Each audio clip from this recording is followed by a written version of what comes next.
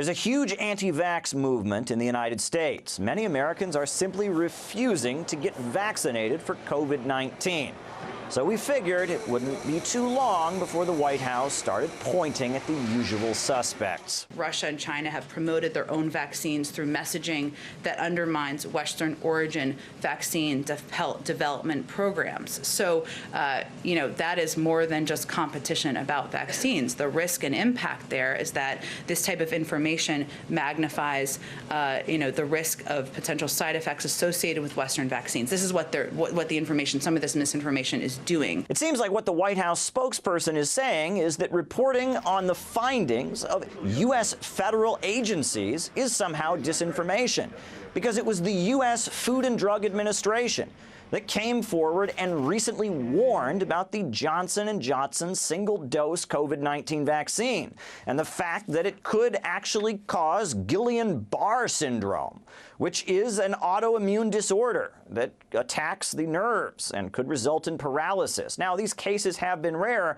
but this is according to the Food and Drug Administration, the U.S. federal government agency. Now, it was officials in Denmark who recently suspended the use of the Johnson & Johnson and AstraZeneca vaccines, citing possible harmful effects. But apparently that's disinformation, even though it came from the Danish Ministry of Health. It's also worth noting that on this accusation of competition, the main reason that people traveled to Russia to get the vaccine was simply because they didn't want to wait for months to be vaccinated. Here's what they said.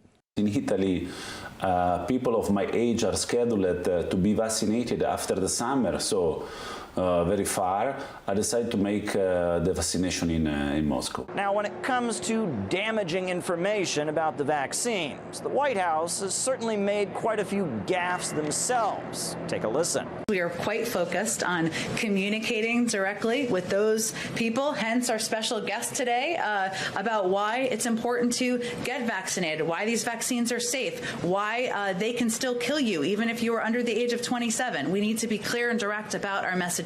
I guess that's what the Biden administration considers to be direct messaging. Well, multiple cases of severe side effects have been reported, you'll know, from COVID vaccines. One such example is Angelia DeSelle's case, which first came to global attention after she received the Pfizer jab in January. You may find a warning some of the following images distressing. Angelia's son shared the videos on Facebook showing his mother shaking violently in hospital post-vaccination. He said she suffered severe convulsions soon after getting the shot in Louisiana. Speaking to RT, Angelia said she had no prior significant health issues and claims the U.S. government is turning a blind eye to people like her. Had I known that I would have lost the use of my legs and would have been paralyzed, I never would have taken it.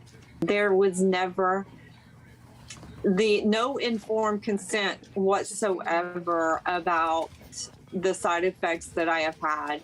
There was definitely not enough of awareness about, hey, this could happen to you. Those full body convulsions, tremors, brain fog has stayed with me. I'm 6.5 months out now. I still have not recovered. If I do not take the ivermectin daily, my symptoms come right back. We are completely brushed aside, and I think that's only because our government is trying to get to herd immunity, and they're not going to address us or acknowledge us until they reach their goal of vaccinations. Professor of Infectious Diseases William Schaffner believes people must be made aware of all potential side effects so they can make balanced decisions.